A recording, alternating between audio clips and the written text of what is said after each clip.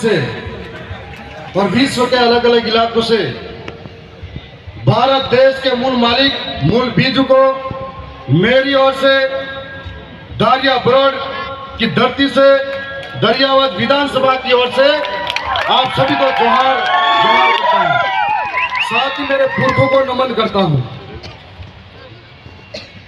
आज से पहले में 3 साल पहले जो झाबुआ के अंदर कार्यक्रम हुआ था, उस कार्यक्रम के अंदर में गया था तो कभी सोचा नहीं था इतना बड़ा मंच मिलेगा। आज इतने बड़े मंच पे बोल रहा हूं तो ये जो भी संभव हुआ दरियावत विधानसभा की जनता, वहां के कार्यकर्ताओं के त्याग, समर्पण, मेहनत से संभव हुआ। मैं उन सबको दिल से धन्यवाद करता हूं। साथ ही पिछला कार्यक्रम दरियावत के अंदर हुआ था, उस कार्यक्रम को सफल बनाने के लिए वहां के एक एक कार्यकर्ता की मेहनत थी। उन सबको धन्यवाद करता हूं। आज इस मौके पर हम खड़े हैं। मैं हर बार कार्यक्रम में जाता हूं, बहुत बड़े बड़े, मेरे से भी बहुत बड़े बड़े बुद्धिजीवी और वक्ता आते हैं। मैं गहराई से उनको सुनता हूं, तब महसूस होता है कि सबके मुंह से निकलता है कि जमीनें लूटी जा रही है, जंगल छीना जा रहा है, अधिकार लूटे जा रहे हैं, रोज कानून बदले जा रहे हैं। समस्या सबसे सुनता हूं, लेकिन समाधान कौन बताएगा? समस्या सबसे सुनता जा रहा हूं। आज देश के कोने कोने पर आदिवासियों की स्थिति क्या है? चाहे वो मणिपुर का आदिवासी हो, चाहे वो झारखंड छत्तीसगढ़ का आदिवासी हो, चाहे मध्य प्रदेश का आदिवासी हो, चाहे राजस्थान का आदिवासी हो, आज दिन आदिवासी को जमीनों के नाम पर विस्थापित किया जाता है। आज दिन आदिवासी को विकास के नाम पर विस्थापित किया जाता है। आज दिन आदिवासी को डैम के नाम पर विस्थापित किया जाता है, तो कभी स्टैच्यू ऑफ यूनिटी के नाम पर विस्थापित किया जाता है। आज दिन आदिवासी के ऊपर जो इस देश का मूल मालिक है उसके सर पे मुद्दा जाता है, कभी बहन बेटी को नंगा करके घुमाया जाता है। लेकिन इस समस्या का समाधान क्या है? क्योंकि हम लोग इस देश के अंदर 11 करोड़ 11% है, लेकिन कहीं संगठनों में बटे हुए हैं, कहीं झंडे लेके घूम रहे हैं और छोटे छोटे बातों में बटे हुए हैं। हम लोग पूरे 5 साल तक धरने प्रदर्शन करते हैं, सड़कों पर रहते हैं, संघर्ष करते हैं, लेकिन जब बारी आती है एक होकर ताकत दिखाने की, तब हमारा पाला चेंज कर देते हैं। यही हाल मध्य प्रदेश के अंदर हुआ था, यही हाल गुजरात के अंदर हुआ था। इसलिए हम लोग दर दर की ठोकरें खाने पर मजबूर हैं। मैं राजस्थान से आता हूं। राजस्थान के अंदर हम लोग आदिवासी जन प्रतिनिधि सिलेक्शन प्रणाली के तहत चुनाव जीते हैं। अभी हमारे बीच में एक चौधरी साहब बता रहे थे 50-50 करोड़ खर्च होता है। मैं साधारण परिवार का, किसान का बेटा, जहां मेरा पिता ये कहता था कि बेटा चुनाव मतलब कपड़े पहनने के पैसे नहीं है, और इस विचारधारा की वजह से मैं विधायक बना हूं, एक एक जनता की वजह से बना हूं कि हमारे वहां पर चुनाव जीतने के बाद में विधानसभा के अंदर यदि हम नहीं बोलते हैं तो हमारे टिकट जनता काट देती है, और कमल कांग्रेस अगर बोलती है तो उनका टिकट हाईकमान काट देता है। इसलिए हमको बोलना पड़ता है।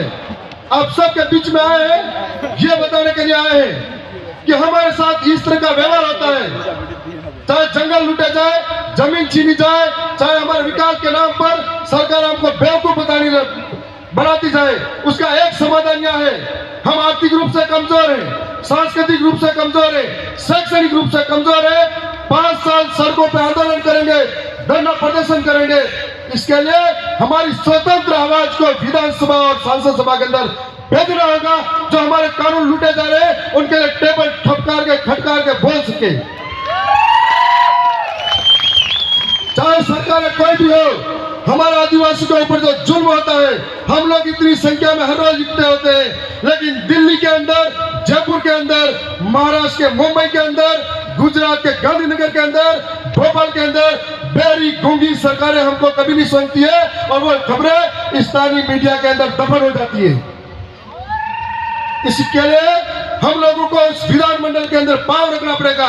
आज हमारा मकसद तभी पूरा होगा जब हम लोग कह रहे हैं कि यह सब करना चाहिए, ये समस्या है, वो समस्या है। रोज कानून बदले जा रहे हैं, उन कानून को बदल दे। कानून के लिए कौन आकर लड़ेगा? जब हम उस कानून को लड़ने के लिए वहां पर मौजूद होंगे तब लड़ पाएंगे। आप सबके बीच में आए हैं। आने वाले समय में राजस्थान का मॉडल अपनाइए। आपको एक मौका देके जा रहे हैं कि एक एक गरीब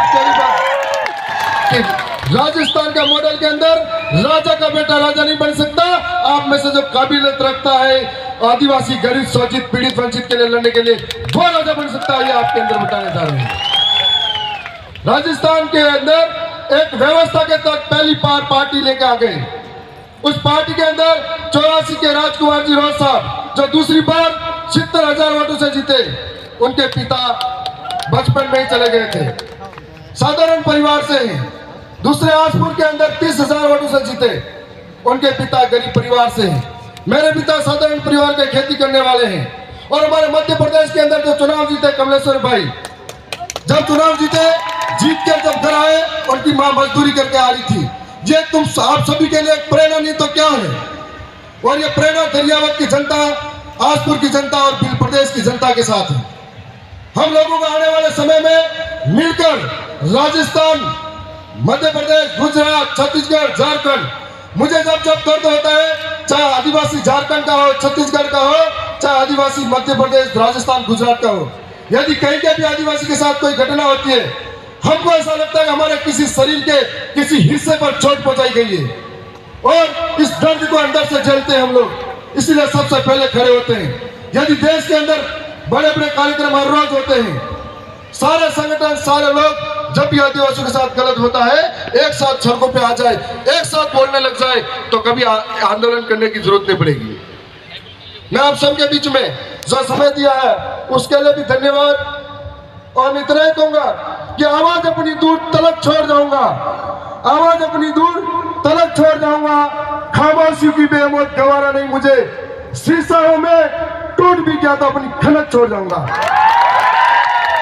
आप सबको बहुत बहुत धन्यवाद।